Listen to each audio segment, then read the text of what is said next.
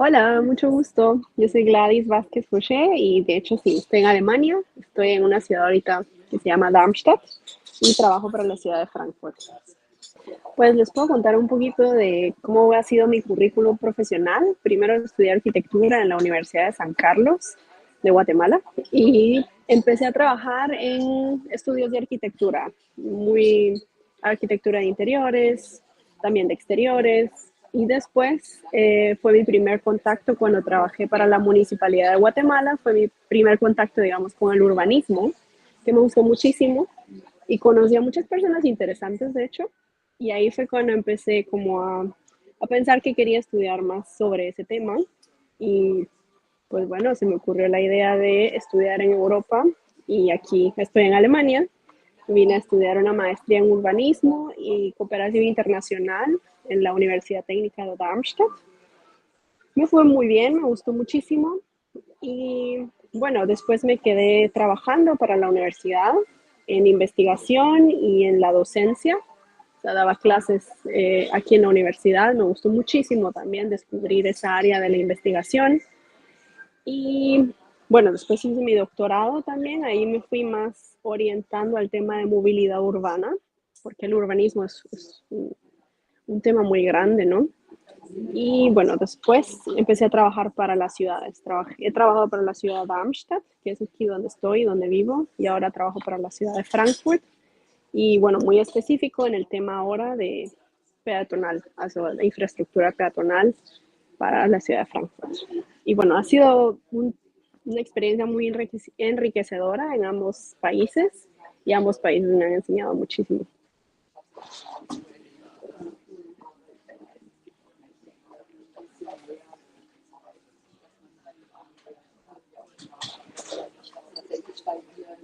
Bueno, sí, el idioma ha sido un tema muy básico y muy difícil, digamos. Ha sido todo un proceso.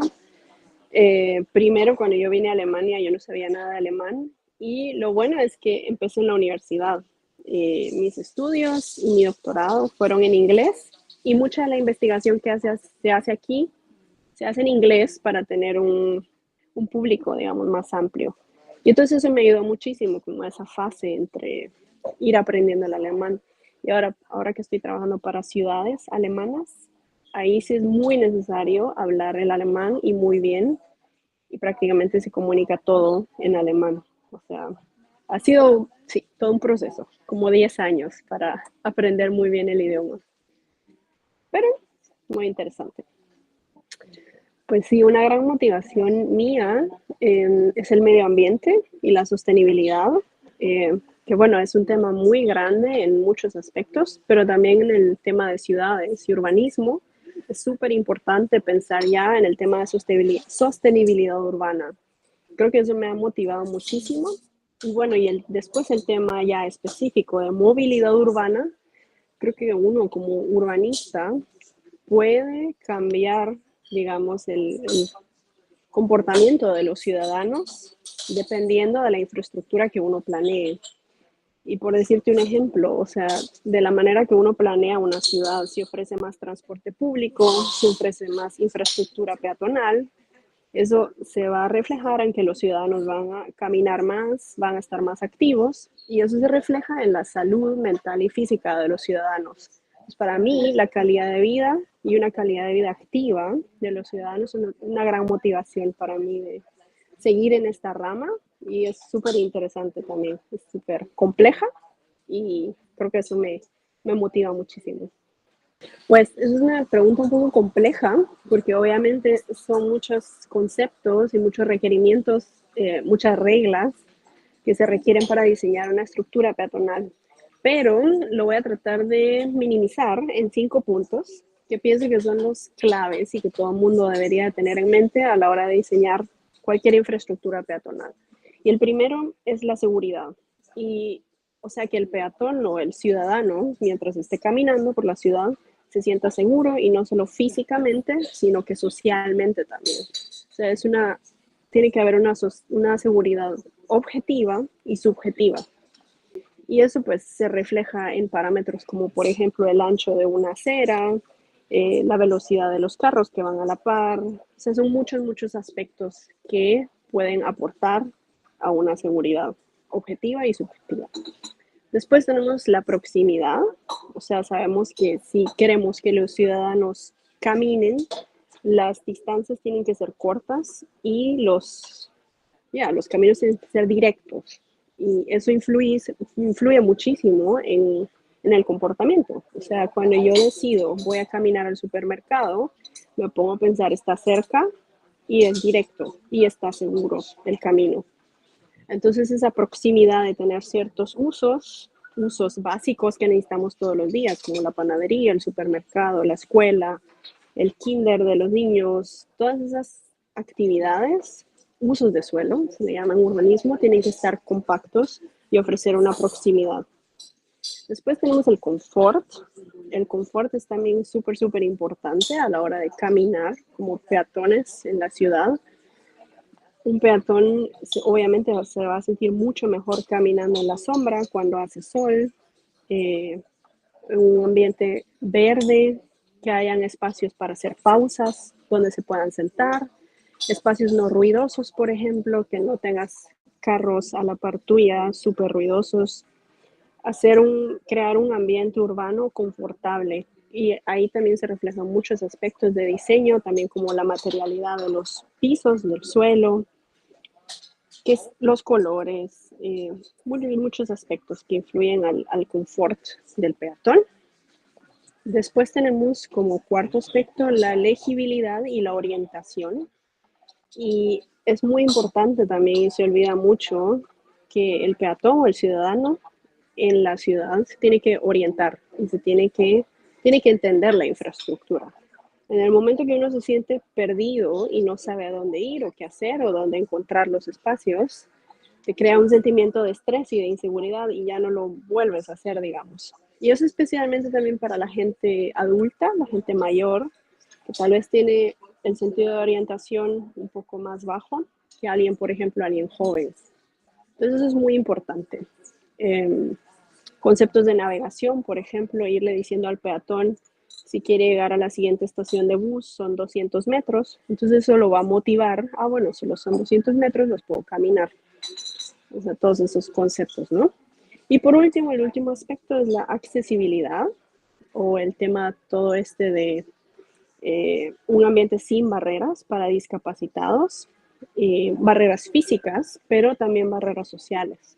O sea, en el momento que uno, por ejemplo, y no solo personas discapacitadas, una mamá con un carruaje no va a caminar por la ciudad si tiene que pasar por un montón de barreras, arriba, abajo, a un lado, al otro, o de repente no puede pasar, ¿no?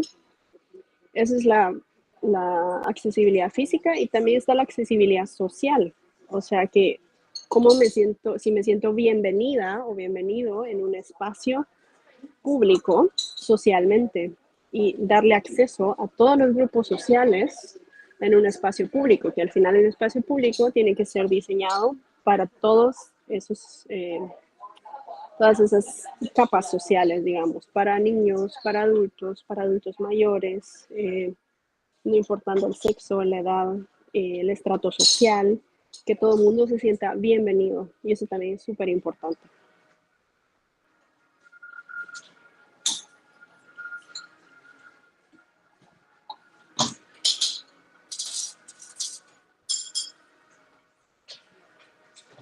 Pues estos conceptos vienen realmente de la investigación, entonces realmente pueden aplicar a cualquier ciudad. Obviamente después ya en el diseño específico de cómo diseñar realmente una acera, por ejemplo, un espacio público, ahí sí hay regulaciones específicas dependiendo del país, dependiendo de la ciudad. Pero estos conceptos que acabo de decir pueden aplicar para cualquier ciudad y vienen más que todo del área de investigación y no tanto del área regulativa, digamos. Pues sí, varía muchísimo y esto relacionado con la pregunta anterior. Creo que, como dijimos, la cultura y la sociedad demanda cierto tipo de infraestructura, pero al mismo tiempo las municipalidades y los urbanistas deben proveer cierto tipo de infraestructura para el futuro, ¿no? Y esto lo podemos ver muy claramente, por ejemplo, en la comparación entre Estados Unidos y un país europeo, digamos, Alemania, Holanda, que es muy bien conocido por bicicletear, digamos. Obviamente, si en una ciudad se proporcionan muchas autopistas, calles súper grandes, acceso al parqueo, entonces estamos fomentando, digamos, el uso al carro y estamos defomentando los otros usos activos de movilidad, como manejar bicicleta, transporte público, caminar, y eso se ve muy bien claro en Estados Unidos, que la gente ahí no tiende a caminar mucho, tienen los niveles de obesidad más altos del mundo y pues tienen los niveles de congestión, de movilidad en carro más altos del mundo.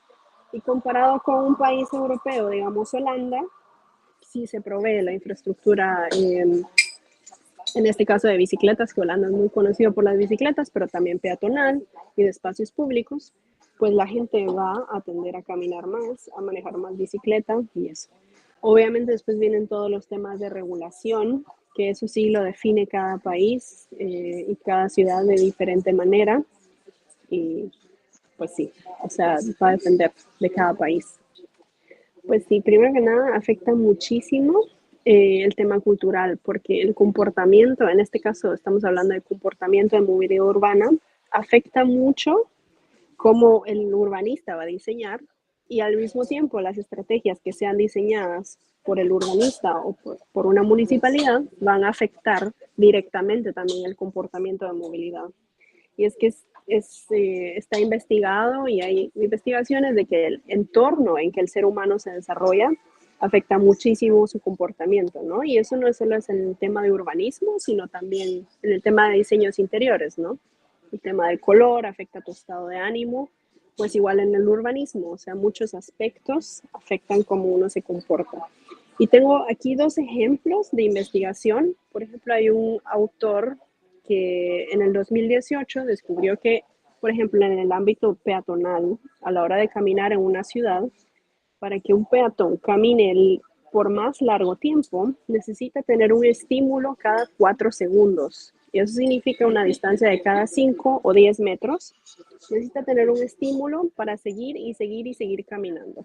Y eso lo que quiere decir es que, y es muy básico y muy simple, lo podemos observar, si tenemos una fachada que es aburrida, no tiene color, no tiene transparencias, no hay nada que ver ahí, nadie va a caminar por ahí, nadie quiere caminar por ahí y durante poco tiempo la gente no va a caminar.